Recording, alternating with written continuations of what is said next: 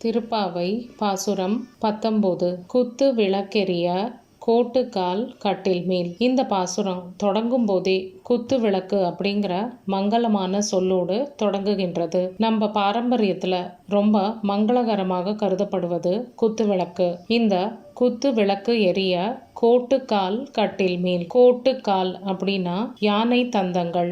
யானை தந்தங்களையே கால்களாக கொண்ட கட்டில். அந்த கட்டில சுற்றிலும் குத்து விளக்கு எரிகின்றதாம். மெத்தென்ற பஞ்ச சயனத்தின் மேலேறி.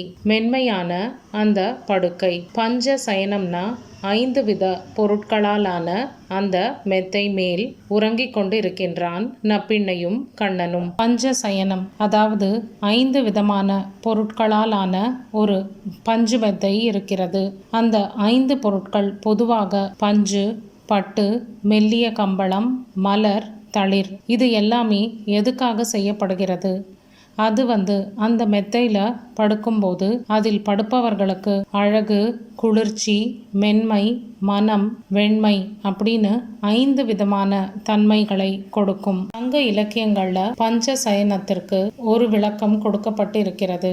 இதுல முதல் பொருள் அன்னத்தின் தூரிகை. அது வெண்மையான தூய்மையை குறிக்கிறது. இலவம் பஞ்சு மென்மையை உணர்த்துகிறது. கோரை புல் குளிர்ச்சியை ஊட்டுகிறது. மலர்கள் பரிமள மணத்தை தரக்கூடியது. மயில் தோகை அழகுக்காக சேர்ப்பது அப்படின்னு சொல்லப்பட்டு இருக்கிறது. மலர், பூங்குழல், நப்பிண்ணை கொங்கை மேல். கொத்து கொத்தாக பூக்களை தன்னோட கூந்தலில் சூடிக்கொண்டு நப்பிண்ணை உறங்கிக் கொண்டு இருக்கின்றாள். நப்பிண்ணையோட மார்பின் மேல் வைத்து கிடந்த மலர் மார்பா வாய் திறவாய். நப்பிண்ணையோட மார்பின் மீது தன்னோட தலையை வைத்து உறங்கிக் கொண்டிருக்கும் மலர் மாலைகளை அணிந்த கண்ணனே, வாய் திறந்து பேச மாட்டாயா? மை தடங் கண்ணினாய் நீ உன் மணாளனை. மை தீட்டிய கண்களை உடைய பெண்ணே, நீ உன்னோட கணவனான கண்ணனை எத்தனை போதும் துயிலெழ ஒட்டாய்கான். ராத்திரி முழுவதும் நீ அவனோடு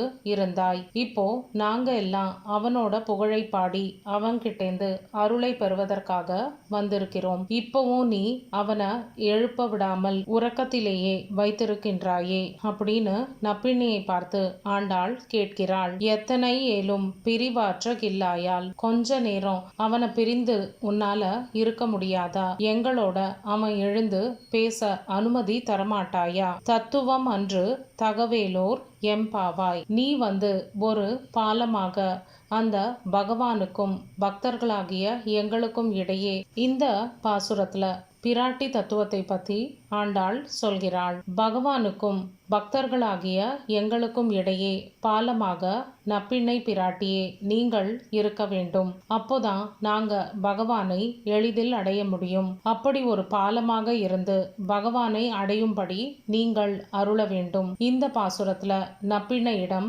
ஆண்டாள் சொல்கிறாள். குத்து விளக்கெரிய கோட்டு கால் காட்டில் மேல் மெத்தென்ற பஞ்ச சயனத்தின் மேலேறி கொத்தலர் பூங்குழல் நப்பிண்ணை கொங்கை மேல் வைத்து கிடந்த மலர் மார்பாவாய் திறவாய். மைத்தடம் கண்ணினாய் நீயுன் மணாளனை எத்தனை போதும் துயிலெழ ஓட்டாய்கான்.